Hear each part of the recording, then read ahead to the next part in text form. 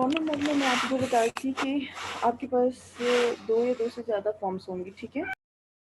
तो वो जो 2 या 2 से ज़्यादा फॉर्म्स हैं, they are having competition in between them, और वो जो कंपटीशन है that is based on quantity.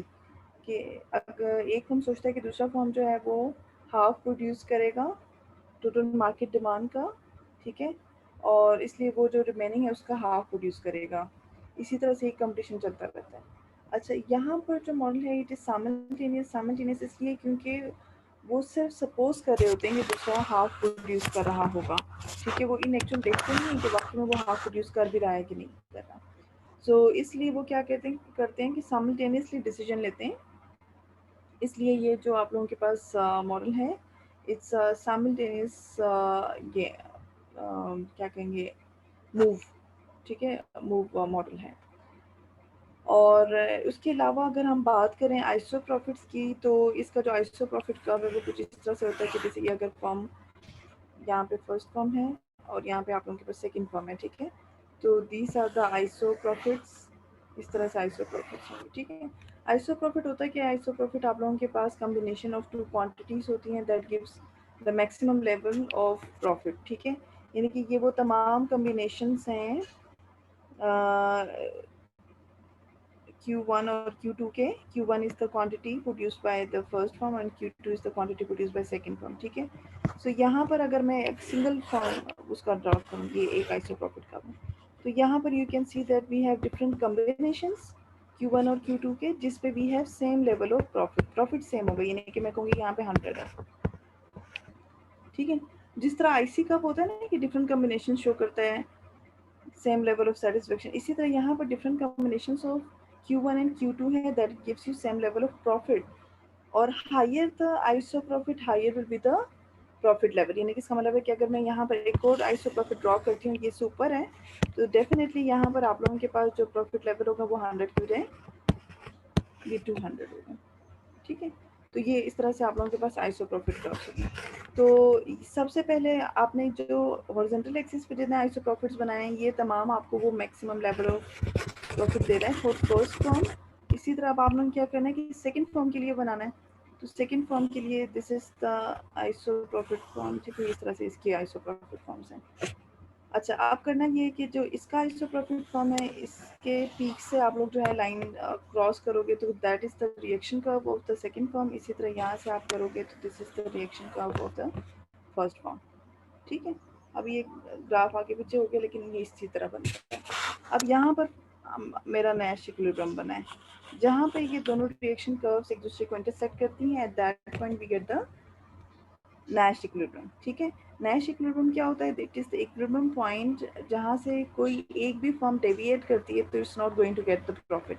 यानी कि ये आप लोगों के पास मैक्सिमम जितना प्रॉफिट दोनों फर्म्स इक्वली अर्न कर सकती हैं, that is the Nash equilibrium, ठीक है। इससे कोई एक फर्म भी इस पॉइंट से डेविएट करेगी तो उससे फ़ायदा नहीं बल्कि नुकसान होगा। So this is the Nash equilibrium, और ये आप लोगों का कॉर्नोट इक्विलिब्रियम भी कहलाता है, ठीक है। सो इट मीन्स कि जो मैंने ग्राफ बनाया है, इस ग्राफ के मुताबिक ये आप लोगों के पास equilibrium quantity for the first firm और ये आप लोगों के पास equilibrium quantity for the second firm है। तो this is the graphical explanation for the Cournot model. और फॉर न्यूमेरिकल एग्जांपल हम एक ही न्यूमेरिकल लेंगे और उसको तीनों मॉडल्स के लिए सॉल्व करेंगे, ठीक है।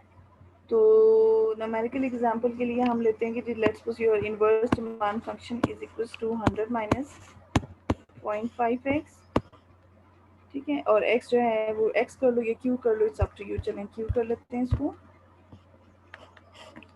अच्छा, उसके अलावा कॉस्ट हम अस्यूम कर लेते हैं डिफरेंट कॉस्ट के साथ, सेम भी हो सकती है डिफरेंट भी हो सकती है। हम डिफरेंट कॉस्ट की एग्जांपल ले लेते हैं, ठीक है। सो वी हैव 5q1 और जो सेकेंड फर्म है उसकी कॉस्ट हम अस्यूम कर रहे हैं 0.5 q1 q2 सॉरी, ठीक है। तो अब आपने इसको कैसे सॉल्व करना है? कॉर्नोट मॉडल हम सॉल्व करने जा रहे हैं, तो इसके लिए सबसे पहले हम प्रॉफिट फंक्शंस बनाएंगे। जो प्रॉफिट फंक्शंस हैं they basically show the iso profit functions, ठीक है। तो प्रॉफिट फंक्शन कैसे बनाएंगे? प्रॉफिट फंक्शन आपको पता है कि profit is always equal to revenue minus cost, ठीक है। सबसे पहले फर्स्ट फॉर्म का करते हैं।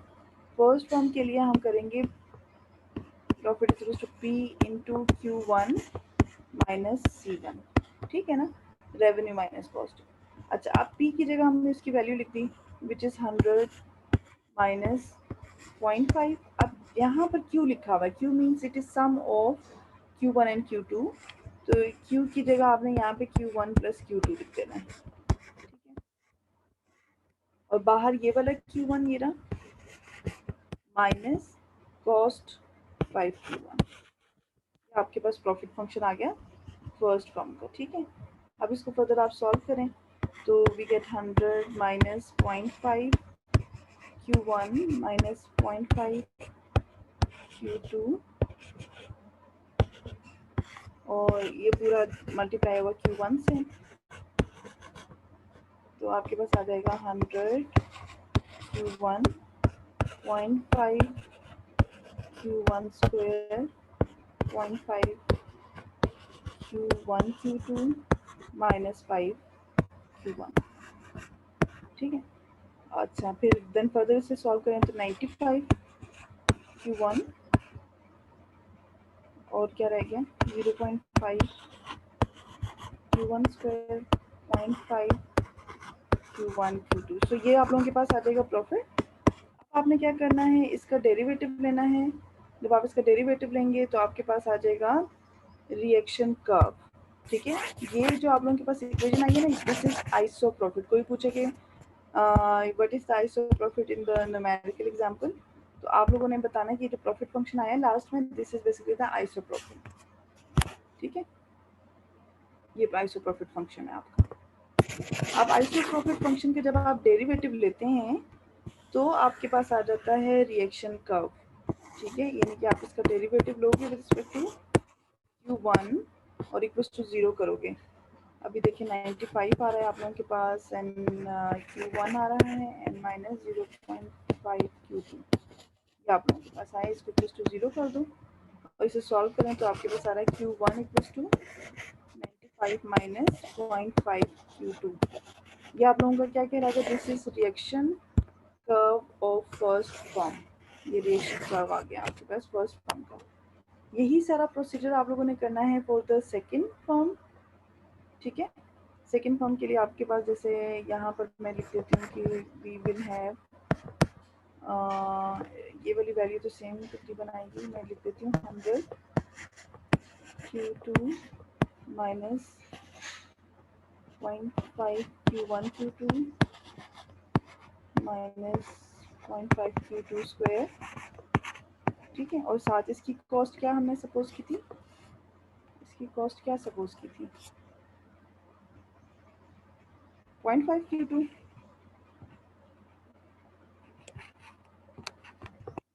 ठीक है।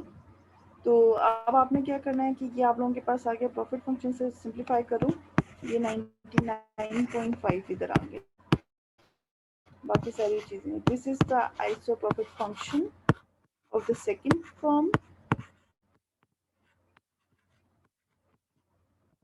और जब आप इसका डेरिवेटिव लोगे तो आपके पास रिएक्शन कब आ जाएगा फॉर द सेकंड फॉर्म, ठीक है।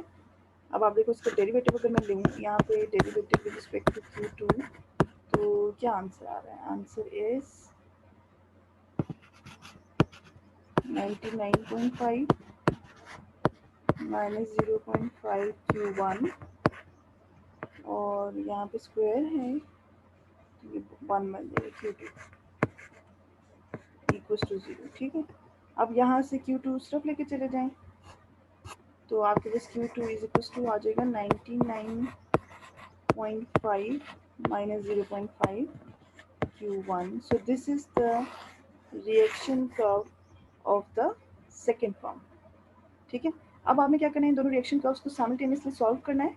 जब आप इसे साइमल्टेनियसली सॉल्व करेंगे तो आपके पास Q1 और Q2 का आंसर आ जाएगा, ठीक है।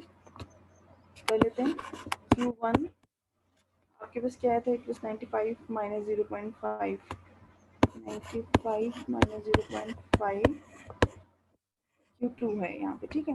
तो ऐसा करते हैं Q2 की जगह ना उसका रिएक्शन कर्व डाल देते हैं 99.5 माइनस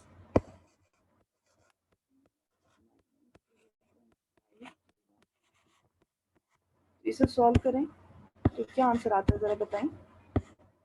99.5 को 0.5 से मल्टीप्लाई कर देते हैं, क्या आंसर आएगा?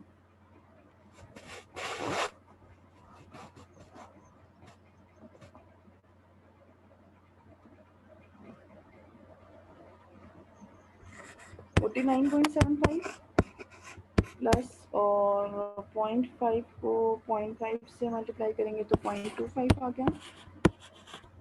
ठीक है, तो अब आपने क्या करना है, Q1 के लिए सॉल्व करना है। तो यहाँ पर Q1 है, इधर भी Q1 है। ठीक है, इस क्वेश्चन पे जाओगे तो 0.75 Q1 और 95 में से माइनस करते हैं 49.75 को, इट इज़ 45.25। तो Q1 यहीं पे रखा रहने दें और 45.25 डिवाइडेड बाय 0.75। ठीक है, ज़रा देखते हैं इसको, अगर 0.75 से डिवाइड करें तो 60 आ गया, 60.33। ठीक है, तो Q1 की वैल्यू आ गई है। अब Q1 की वैल्यू को आपने यहाँ पर Q2 में पुट कर देना है। तो Q2 is equal to 99.5 minus 0.5 and Q1 की जगह 60.33 पुट कर दें। तो ये आप लोगों के पास क्या बन जाएगा, 30.16। अच्छा, 30.167 और ये माइनस कर देंगे Q2 से 99.5 माइनस 30.167, 69.33। तो यूँ आप लोगों के पास Q1 और Q2 की वैल्यू आ गई है। और अब आप लोगों ने प्राइस कैलकुलेट करना है। तो प्राइस आप लोगों के पास क्या गिवन था, 100 माइनस 0.5 Q, 100 माइनस 0.5 Q। अब Q आप लोगों के पास is the total quantity being supplied by both of the firms। तो ये आप लोगों के पास बनता है 69.33 प्लस 60.33, टोटल बना आपके पास 129.663। इसको आपने करना है मल्टीप्लाई बाय 0.5, ये 64 आ रहा है, 64.83। और 100 में से जब आप इसको माइनस करोगे, 100 माइनस 64.83, 35.17 आ गई। ठीक है, तो प्राइस आप लोगों के पास 35.17 आ गया। और अगर आप लोगों ने प्रॉफिट्स कैलकुलेट करने की कितना प्रॉफिट दोनों अर्न कर रही हैं, तो यहाँ पर आपने क्या करना है, इस प्रॉफिट फंक्शन में इसकी वैल्यू डाल दो Q1 Q2 की। इसी तरह इस प्रॉफिट फंक्शन में Q1 Q2 की वैल्यू डालो तो सेकंड फर्म का भी प्रॉफिट कैलकुलेट हो जाएगा। ठीक है, यहाँ तक समझ आ गई सबको, कॉर्नर मॉल कैसे सॉल्व होता है?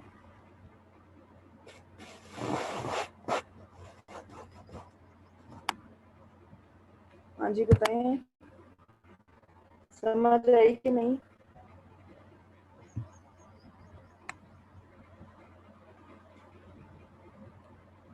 अगर आप लोग सो रहे हैं तो फिर मैं ये रिकॉर्डिंग ऑफ कर रही हूँ।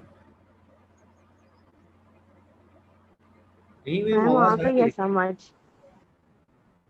तो साथ साथ रिस्पॉन्ड दिया करें।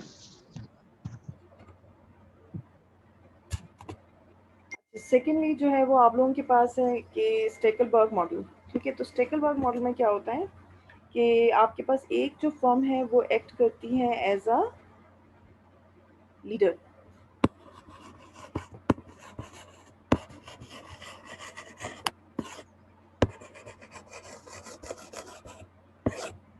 तो स्टेकलबर्ग मॉडल में क्या होता है कि एक फर्म जो है वो लीडर एक्ट करती है। अब उसमें से कौन सी फर्म लीडर एक्ट करेगी, जिस फर्म का जो है वो कॉस्ट मिनिमम होगा। ठीक है, यानी कि जिसको इकोनॉमीज ऑफ स्केल होगा, अचीव किया होगा जिस फॉर्म ने, वो firm as a leader act करेगी।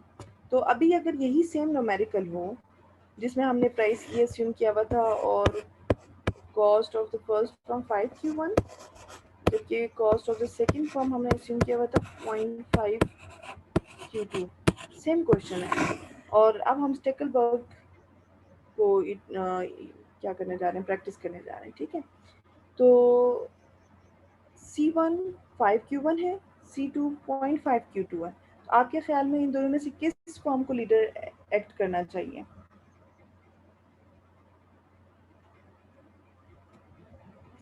फर्स्ट को या सेकंड फॉर्म को? मैम फर्स्ट फॉर्म को। जिसकी कॉस्ट कम हो हम नॉर्मली उससे कहते हैं ना कि लीडर है। तो फर्स्ट फॉर्म की कॉस्ट कम है या सेकंड की? मैम सेकंड फॉर्म की।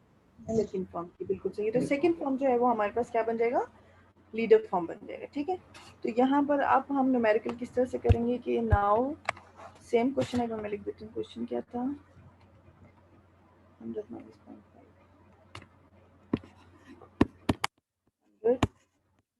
0.5 क्यू, और C1 हमने 5 Q1 सपोज किया है, C2 हमने 0.5 Q2 सपोज किया है। ठीक है, एक मिनट।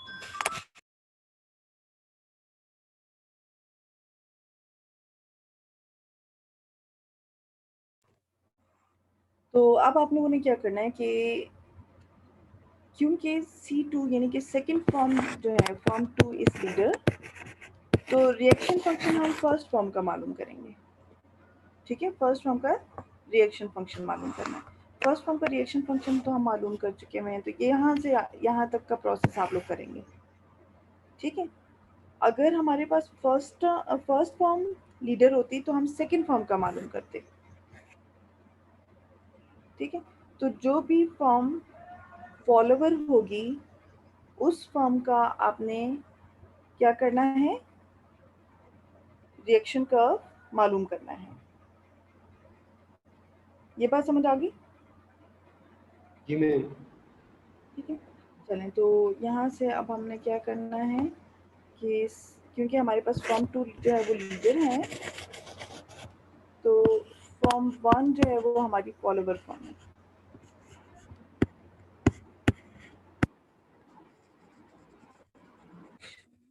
कर्व, ठीक है, तो ये मैं यहीं से लिख लेते हैं जी। Q1 95 minus 0.5।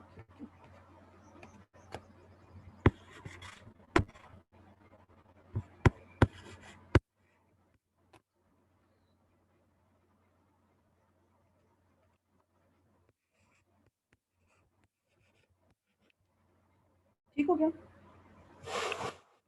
यहाँ तक कोई कंफ्यूजन है तो आगे अगर नहीं समझ आई तो दोबारा बता देती हूँ कि ये रिएक्शन फंक्शन किस तरह से आप लोगों ने मालूम करना है। मैम एक दफा बता दे। अच्छा, इसमें देखिए सबसे पहले आप लोगों ने याद रखना है कि कौन सी फॉर्म आपकी लीडर है और कौन सी आप लोगों की फॉलोवर है। स्टेकल कर्व में इसमें तो देखें जो आपका कॉर्नर होता है, इसमें आप लोगों ने दोनों फॉर्म्स के रिएक्शन कर्व्स बनाने हैं। ठीक है, ये देखिए ये रिएक्शन कर्व है सेकंड फॉर्म का, और ये वाला जो है वो आप लोगों के पास रिएक्शन कर्व है फर्स्ट फॉर्म का। तो कॉर्नर में हमें दोनों का बनाना पड़ता है। ठीक है, लेकिन जब हम स्टेकल वर्क करते हैं तो हमने हमेशा रिएक्शन का सबसे पहले किसका बनाना है? फॉलोवर का, चाहे वो फॉर्म 1 हो चाहे वो फॉर्म 2 हो। ठीक है, ये बात समझ आई? Yes ma'am.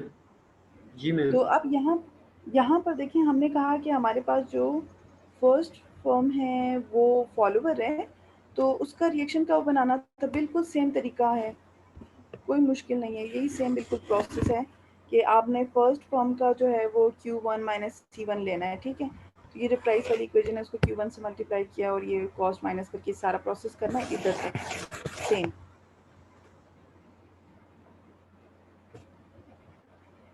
ठीक है, जी मैम। चलो। अच्छा, अब आप लोगों ने क्या करना है कि यहाँ से अब अगली जो बारी है कि लीडर क्या हम क्या करेंगे, लीडर का हम प्रॉफिट फंक्शन मालूम करेंगे। ठीक है, ये फॉर्म 2 लिख देती हूँ उधर।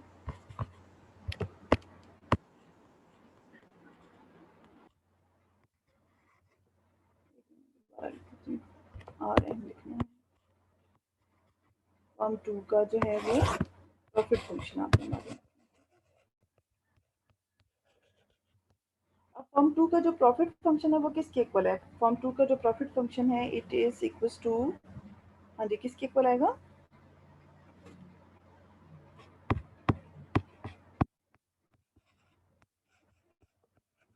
माइनस, ये फॉर्मूला है ना, जल्दी से बताएं वैल्यू क्या बनेगी।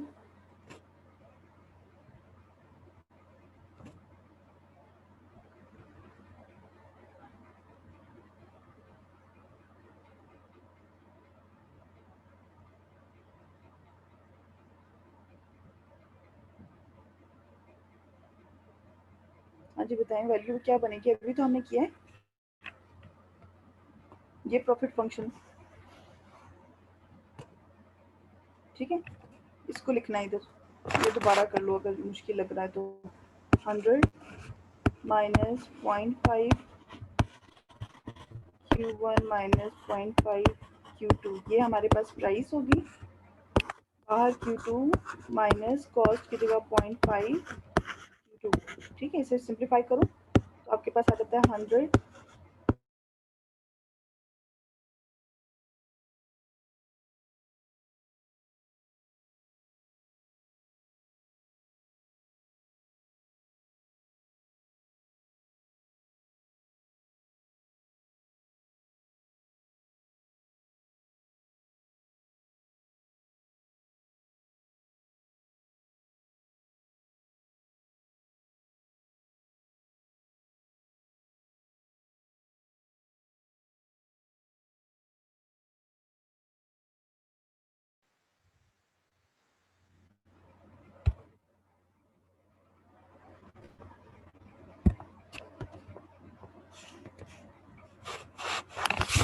नेट डिस्कनेक्ट हो गया था। चलिए मैं दोबारा बता देती हूँ कि स्टेकलबर्ग में हमें क्या करना था कि स्टेकलबर्ग जो आप लोगों का है उसमें सेम क्वेश्चन दिया हुआ था, क्या था 100 माइनस 0.5 Q और कॉस्ट जो है वो फर्स्ट फॉर्म का 5 Q1 और सेकंड फॉर्म का हमने अस्यूम किया हुआ था 0.5 Q2। तो फर्स्ट फॉर्म का, क्योंकि देखें कि सेकंड फॉर्म का जो है वो कॉस्ट लेस है तो ये लीडर हो जाएगी, जो भी लीडर होगी उसका नहीं, जो फॉलोअर है उसका रिएक्शन कर्व सबसे पहले मालूम करना है। तो रिएक्शन कर्व हमने मालूम किया था फर्स्ट फॉर्म का, जल्दी से बताएं क्या था रिएक्शन कर्व फर्स्ट फॉर्म का।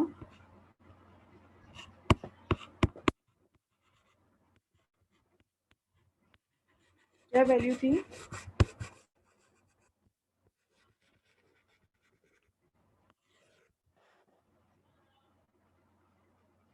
किसी ने भी नहीं नोट की? जी मैम, 100 माइनस फर्स्ट फॉर्म का रिएक्शन कर्व क्या 0.5 क्या Q1 जी 100 फॉर्म 2 माइनस का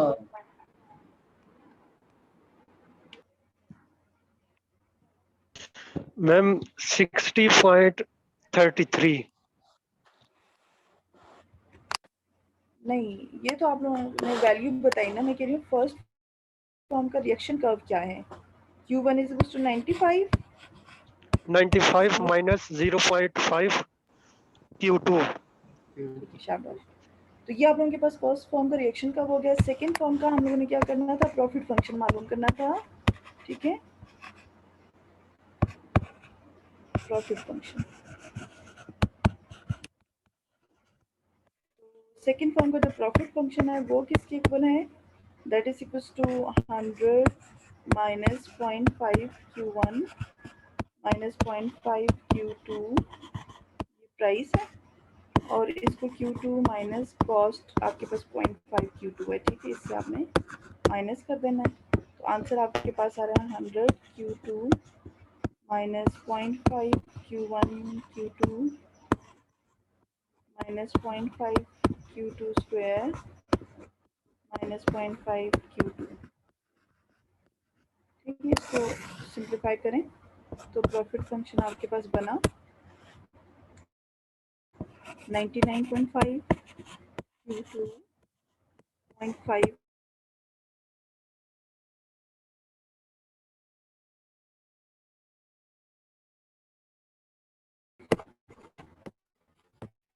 लेकिन ना सेकंड फॉर्म को डेरिवेटिव ले लेते हैं, लेकिन यहाँ पर स्टेकलबर्ग में आपने डेरिवेटिव नहीं लेना। डेरिवेटिव लेना है लेकिन डेरिवेटिव लेने से पहले एक स्टेप है, वो स्टेप क्या है कि ये जो आपने रिएक्शन फंक्शन मालूम किया था ना, इसे आपने सेकंड फॉर्म के प्रॉफिट फंक्शन में सब्स्टिट्यूट कर देना है। ठीक है, यानी कि यहाँ पे पाई 2 की वैल्यू आपके पास आ रही है 99.5 Q2 माइनस 0.5 और Q1 की जगह ये रिएक्शन कर्व की वैल्यू पुट कर देनी है। ठीक है, यानी कि आपके पास आ रहा है 95 माइनस 0.5 Q2 और बाहर भी Q2 है माइनस 0.5 Q2 स्क्वायर। पहले पुट करना है फिर डेरिवेटिव लेना। तो ये आपके पास आ रहा है 99.5 Q2 और ये आपके पास 95 को ज़रा करें ज़रा 0.5 से मल्टीप्लाई, क्या आंसर आता है अगर कैलकुलेटर खोलूँ, क्या वैल्यू आती है 95 मल्टीप्लाई बाई 0.5 47.5 और ये 0.25 Q2 इधर भी Q2 आ गया। अच्छा, और यहाँ पर भी 0.5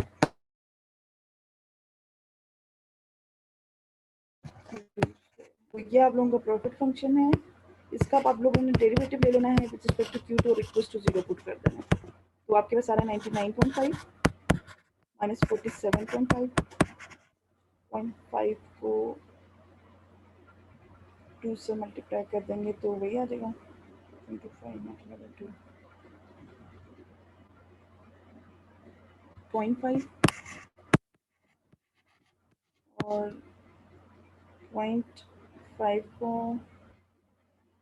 2 से मल्टीप्लाई किया तो 1। तो ये पूरा ज़रा सॉल्व करें, क्या आंसर आता है 99.5 में से माइनस करना है 47.5।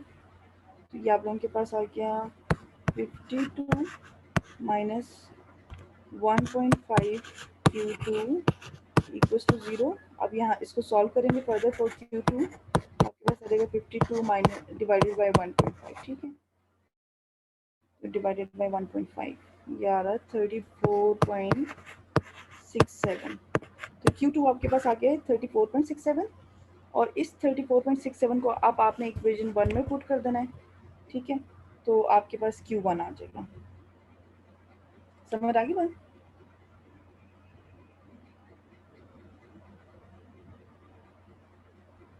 ठीक है, क्लियर है सबको? Yes ma'am. जी मैम। चलें, तो ये आप लोगों के पास था स्टेकलबर्ग। ठीक है, नेक्स्ट आप लोगों के पास है कार्टल। कार्टल में क्या होता है कि आप लोगों के पास जो दो फर्म्स हैं वो एक दूसरे के साथ compete नहीं कर रही होती हैं, ना ही कोई एक firm as a leader act कर रही होती है, बल्कि दोनों फर्म्स जो हैं वो जॉइनली एज अ ग्रुप काम करते हैं। ठीक है, जब आपके पास जितनी भी फर्म्स थी मार्केट में वो सब एज अ लीडर काम, वो एज अ ग्रुप काम कर रही हैं, तो इट मीन्स कि it will just act like the monopolist. जिस तरह मोनोपोलिस्ट एक्ट करते हैं ये बिल्कुल उसी तरह से एक्ट करेंगे।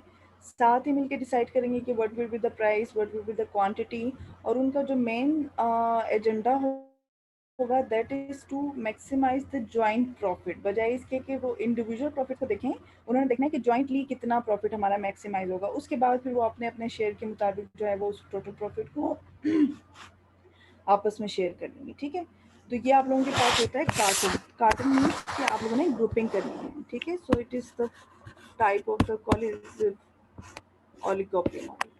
अब सेम क्वेश्चन है हमारे पास P equals to 100 minus 0.5 Q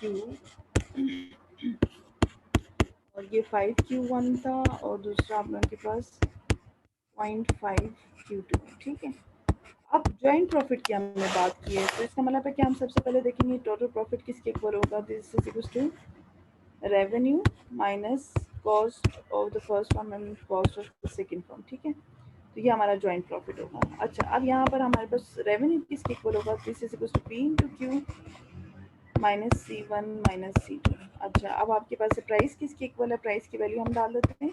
it is यहाँ पे Q है। ठीक है, इट इज 100 माइनस 0.5 Q और यहाँ पर आपके पास Q है एंड माइनस कॉस्ट आपके पास 5 Q1 है and cost of the second firm is 0.5 Q2। ठीक हो गया।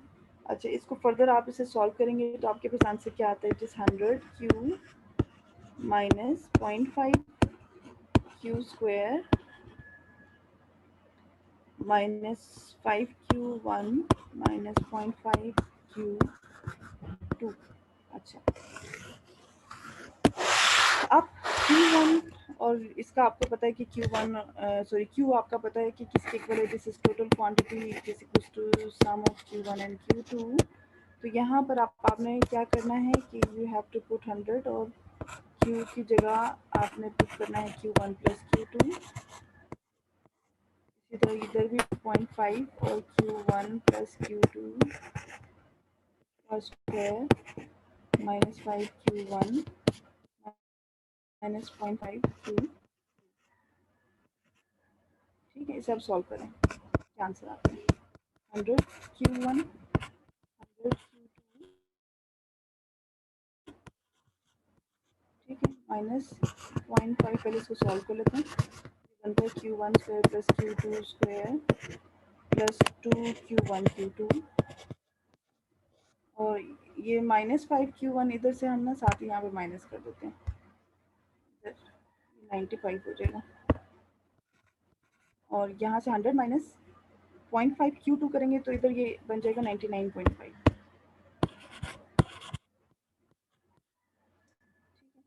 तो आप सॉल्व करेंगे, क्या आंसर आता है? 95 Q1 plus 99.5 Q2 minus 0.5 Q1 square minus 0.5 Q2 square minus Q1 Q2। ठीक है, ये आप लोगों का प्रोडक्ट फंक्शन आ गया। अब आपने क्या करना है कि इसका एक दफ़ा डेरिवेटिव लेना है विद रिस्पेक्ट टू Q1। आपके पास जो भी वैल्यू आएगी उसको इक्वल टू 0 पुट करना है। इसे प्रॉफिट का डेरिवेटिव, टोटल प्रॉफिट का डेरिवेटिव Q2 लेंगे, यहाँ पर आपके पास वैल्यू आ जाएगी। ठीक है, और जो दो इक्वेशंस आएंगी ना, उन दोनों इक्वेशंस को फिर आप लोगों ने साइमल्टेनियसली सॉल्व करना है, तो आपके पास सोल्यूशन आ जाएगा। ठीक है, यानी कि अभी करके देख लेते हैं कि अगर मैं डेरिवेटिव लेती हूँ रिस्पेक्ट टू Q1 तो मेरे पास आता है 95 माइनस Q1 और क्या रहे माइनस Q2। ठीक है, और अगर मैं डेरिवेटिव रिस्पेक्ट टू Q2 लूँ तो मेरे पास आ रहा है 99.5 और क्या रहे माइनस Q2 माइनस Q1। ये वैल्यूज आई हैं, आप इसे सॉल्व करें जल्दी से और बताएं क्या आंसर आ रहा है।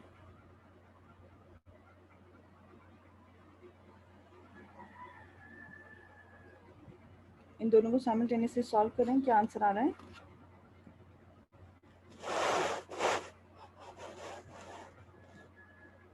फर्स्ट से वैल्यू Q1 की फाइंड आउट करें, उसे सेकंड में पुट कर दें।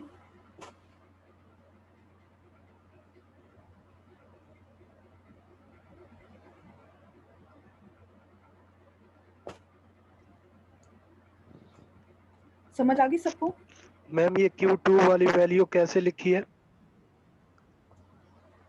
Q2 कहाँ से? यही जो डेरिवेटिव लिया है जो लास्ट में। हाँ, इधर देखिए ना कि इसी प्रॉफिट फंक्शन का डेरिवेटिव लेना रिस्पेक्ट टू Q2, तो एक तो उधर आपके पास Q2 है 99.5 आके डेरिवेटिव लिया है तो, और एक इधर Q2 है आपके पास। ठीक है, ये इसका डेरिवेटिव लो 0.5 को 2 से मल्टीप्लाई करोगे तो 1 आ जाएगा, तो ये आपके पास आ गया। एक Q2 इधर है तो Q2 का डेरिवेटिव रिस्पेक्ट टू Q2 आपके पास क्या आ जाएगा?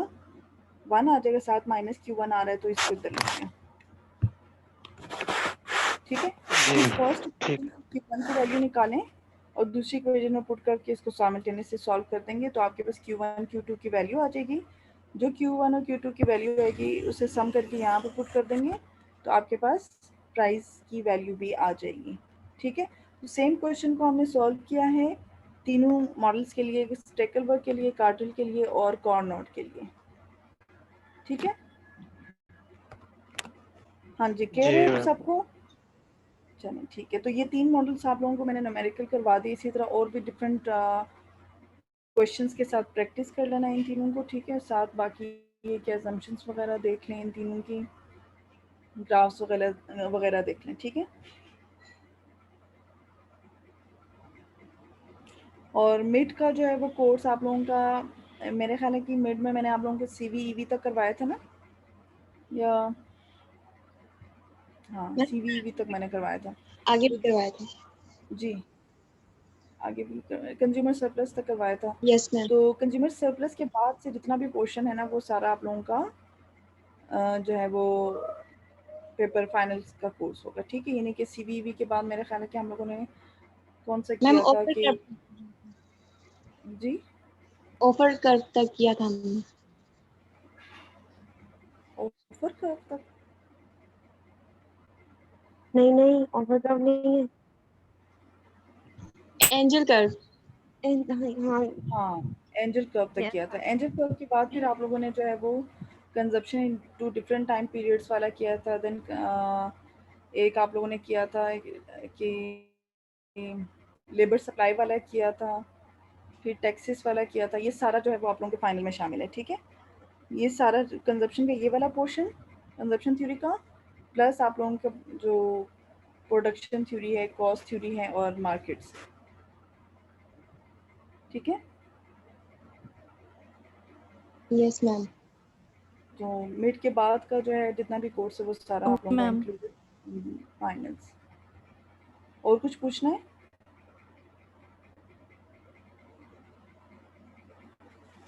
No ma'am. नहीं? चलिए ठीक है फिर। मैम सारा न्यूमेरिकल होगा मैम या इसमें मैथमेटिकल ही जैसे है। आपने न्यूमेरिकल भी है, थ्योरी भी है, मिक्स है, मैम ठीक थ्योरी है। कहाँ ये मॉडल्स की।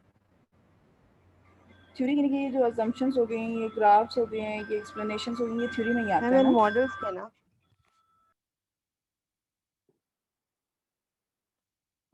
क्या इसके कह रही अलावा हैं? तो नहीं ना मैम। मैम इस मॉडल के अलावा तो नहीं है ना कोई और, मतलब ये जो 3 मॉडल्स हैं इसके अलावा तो हाँ, थ्योरी नहीं है ना। टोटली में से ये 3 मॉडल्स हैं, बाकी मोनोपोली और परफेक्ट कंडीशन मैंने आप लोगों को करवाया था, ठीक है।